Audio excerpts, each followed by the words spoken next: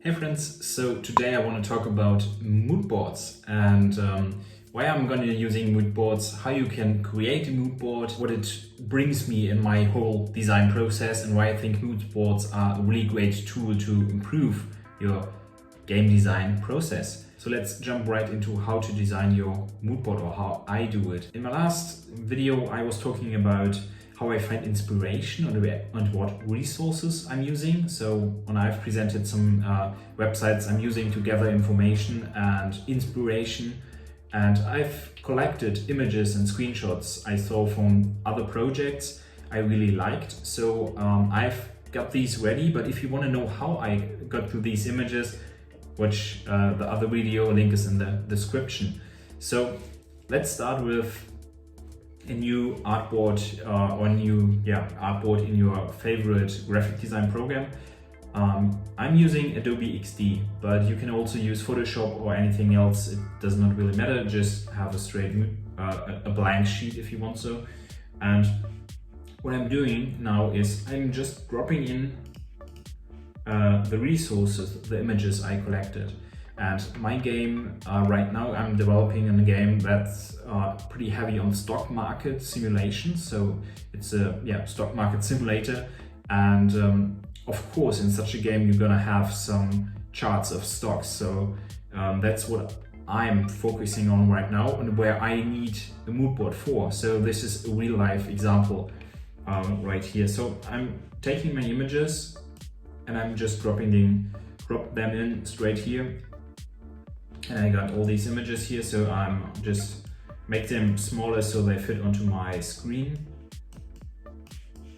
And to be honest, all it takes from here on is just grab your images, put them on the screen, make sure they fit onto the screen, and you can fit all the images in. And one important pro tip I want to talk about right now is, if you want to create a mood board, make sure not to have too many resources per one mood board. So I try to find between 5 and 10 different images and resources, but I don't try to go way over this number, because if you do so, your mood board is not going to be so straight and streamlined and focus on your specific problem. So that's pretty important. Don't have too many different resources. Yeah, and what I do is I just take all these, put them in here, and you can just straight up overlay them and make them fill the blank space up and highlight maybe specific areas in the images you like. For example, this stock chart right here. And that's pretty much how you can get away with doing a really quick, really messy mood board. I mean, this took me maybe like 1 minute, 2 minutes, and I have got this really messy mood board.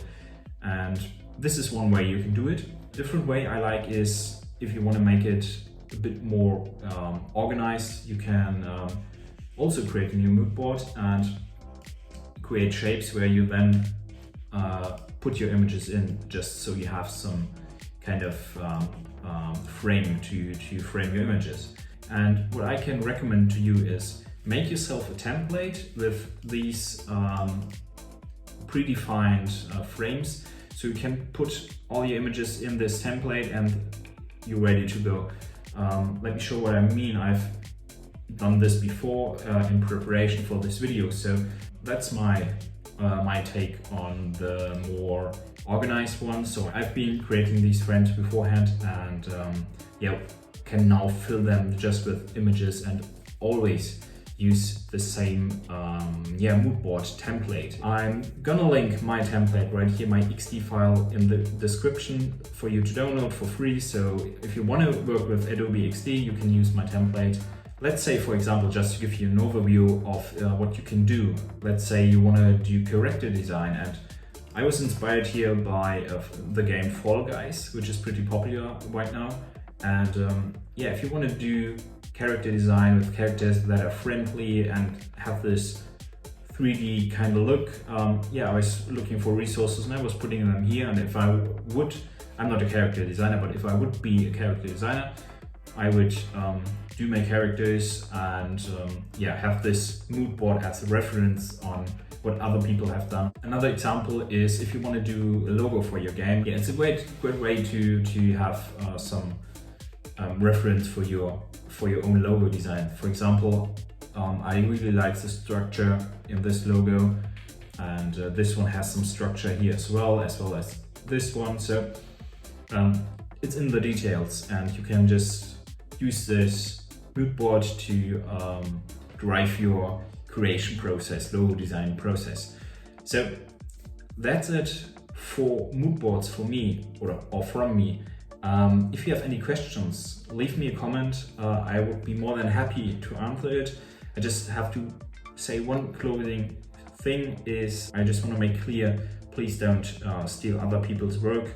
You can use it for inspiration and for your own mood board design, but please don't steal from other people. Yeah, just get inspired and remix and compose your own thing, but please just don't copy it from other people. So thank you for watching. If you have any questions, leave me a comment below and have a great day. See you. Bye bye und auf Wiedersehen.